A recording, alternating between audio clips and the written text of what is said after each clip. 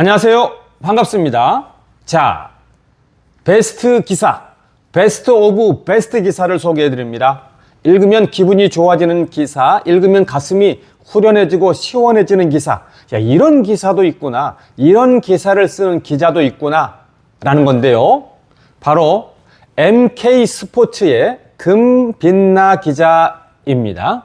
자, 이 기자는 참 아주 좋은 기사를 쓰셨고요. 기사다운 기사를 쓰셨다라고 할 수가 있겠습니다. 그 이유를 제가 이제 설명을 드리면 공감할 거고요. 기사 끝에 이것과 비교했을 때의 안 좋은 기사는 어떤 것인지를 알려드릴 텐데, 그것과 비교해보면 더더욱 이 MK 스포츠의 금빛나 기자님이 얼마나 좋은 기사를 쓰셨나, 그래서 얼마나 좋은 기자님인가, 기자분인가 라는 것을 공감하실 수 있을 겁니다. 자, 우선은 장애인 시설, 즉 발달 장애인들을 위한 장애인 시설에 매월 100만 원씩 기부를 계속하고 있다. 2022년 2월부터 지금 8월까지 계속 기부하고 있다는 소식 1차로 제가 먼저 전해드렸고요. 서초구 사회복무요원 시절에 관계를 맺은 이 발달 장애인들을 위해서 이렇게 기부해 오고 있는 것인데요. 혹시라도 기부를 까먹고 놓칠까봐, 기부를 안 하게 될까봐 자동이체를 설정해 놓았다고 합니다. 그러니까 자동이체를 설정해 놓으면 그냥 항상 저절로 계속 이체가 되는 거죠. 그러니까 기부가 매월 저절로 자동으로 진행이 되는 겁니다. 자, 그런데 이제 이 소식을 전하는 MK 스포츠 금빛나 기자의 이 자세가 어떠냐면요. 크게 두 가지로 요약을 할 수가 있는데요. 이제 보통 이럴 때 관련 어떤 이제 사고나 사건을 이제 언급할 수 있잖아요. 또 하기도 하죠. 그런데 사고와 관련된 소식이 단 5줄로 끝에 짧게 언급됩니다. 그러니까 전체 기부를 훈훈한 감동 이야기를 전하는 기사의 줄수를 제가 일일이 세어보니까 38줄입니다. 38줄. 약 40줄이 됩니다. 40행. 그리고 끝에 이제 교통사고 언급은 5줄입니다. 근데 5줄도 끝에 마지막 5번째 줄은 이제 짧게 붙어서 사실상 이제 4줄인데요.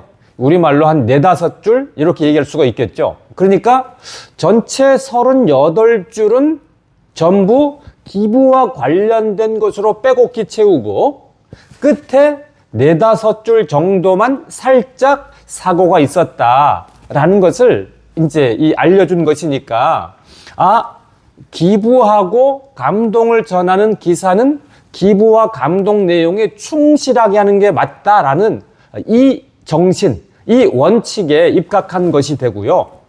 자, 또 하나는 사고를 언급할 때 보면 이제 대체적으로 일반 기자나 기사들에서 안 좋은 용어가 들어가잖아요. 그런데 이 MK 스포츠 금빛나 기자는 이 4-5줄 끝에 살짝 언급한 사고 이야기에서 부정적 언급이 없습니다. 그러니까 제가 이제 그 표현을 해드려야 이해를 하겠죠. 그러니까 뺑소니 이런 단어가 아예 없어요. 그래서 제가 굉장히 놀랐습니다. 그냥 객관적 언어로 예를 들어서 이제 이런 거죠. 사고가 났다. 이런 겁니다. 근데 대부분 기사들이 뭐 뺑소니 어쩌고저쩌고 막 이렇게 나오잖아요. 그래서 MK 스포츠 금빛나 기자님은 이렇게 장애인 시설에, 발달 장애인들을 위한 장애인 시설에 100만 원을 기부하는 이 기사를 쓰면서 그 기부 기사니까 내용에 충실하게 38줄을 작성을 하고 끝에 사고를 객관적 서술로 담백하게 썼다. 그래서 정말 기자 정신, 그리고 글의 목적에 맞게, 팩트에 맞게 잘 쓰셨다라고 제가 칭찬해드리고 싶고요. 이런 기자분은 기자 정신이 투철하고 기사를 잘 써서 좀 상을 드려야 되지 않을까, 표창을 해드려야 되지 않을까 싶을 정도로 아주 좋은 공감 가는 기사 중의 기사, 베스트 기사, 베스트 오브 베스트 기사라고 할 수가 있겠습니다. 자, 그에 반해서 제가 이제 MK 스포츠의 금빛나 기자님 링크는 걸어 드릴 겁니다. 확인해 보시면 되겠어요. 그렇지만 지금 소개해드리는 스포츠조선 백지은 기자의 이 기사는 링크를 안 걸 겁니다. 굳이 이런 기사를 우리가 뭐 더 열어보고 할 필요는 없으니까요. 제 설명 들으면 됩니다. 그래서 스포츠조선의 백지은 기자도 기부 기사를 다뤘습니다.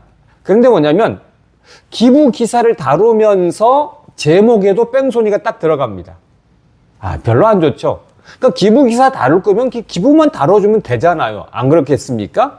꼭 옛날 것까지만 다 이렇게 할 필요 없죠. 또 하나, 기사도 전체 58줄로 긴 기사인데 그 중에 30줄이 사고를 언급했습니다. 안 좋은 단어 써가면서. 그러니까 58줄 중에 58행 중에서 30행이면 50%가 넘잖아요. 그러니까 베스트 기사인 MK스포츠의 금빛나 기자는 38행 중에서 4호행 살짝 언급하면서 그중에 뺑소니라는 단어도 극단적인 단어 없이 객관적으로 기술을 했는데 이 스포츠조선의 백지은 기자는 전체 58줄의 기사 중에서 절반이 넘는 이 전체 정말 크게 사건 사고를 또 다루면서 부정적 이 단어들을 또 사용하는 겁니다. 그래서 마치 이런 거죠. 어떤 좋은 이야기를 하면은 좋은 이야기가 발생했으면 야 좋다 하면 되는데 좋은 얘기를 해놓고 근데 너 안 좋은 얘기 했지, 안 좋은 거 있었지. 그럼 기분 나쁘고 김정상하고 좋은 자세가 아니잖아요. 예를 들어서 집에서 이제 엄마가 자기 자식 칭찬하는데 자식이 공부 나 잘했죠 하고 성적표 가지고 왔는데 너 공부 잘했어 해놓고 근데 너 지난번에 이렇게 나쁜 거 했잖아. 근데 너 지난번에 말 안 들었잖아. 근데 너 어쩌고 저쩌고 했잖아. 이렇게 말하면 그건 안 좋죠. 그러니까 기사를 쓸 때 사건 사고를 다룰 수 있죠.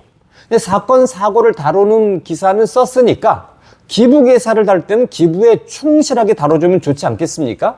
그리고 그 기부와 관련된 사고도 끝에 살짝 이렇게 해주면 좋은데 기부 기사를 다루면서 절반이 넘게 또 사건 사고를 쫙 이렇게 이제 이야기하니까 이렇게까지 과거를 꼭 이렇게 하면서 해야 되나 이런 생각이 들죠. 이게 어떤 기사인가 이런 생각도 들기도 하고요. 자, 제가 두 기사를 비교해 드렸는데요.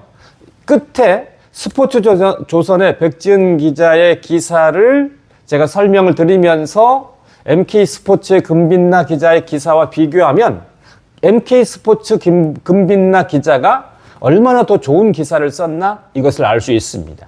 그러니까 건건이 사고 기사를 썼을 때는 사고에 충실하게 쓰는 것이고 그러면서 또 기부 기사가 나왔을 때는 기부 기사에 충실하게 써주는 거 공과 사를 구분하는 또 어떤 이 기사의 중심 내용의 건건의 다른 것들을 좀 구분해서 작성하는 이런 기사 이것이 좋은데 그것이 바로 MK스포츠 금빛나 기자님을 통해서 확인할 수 있었습니다.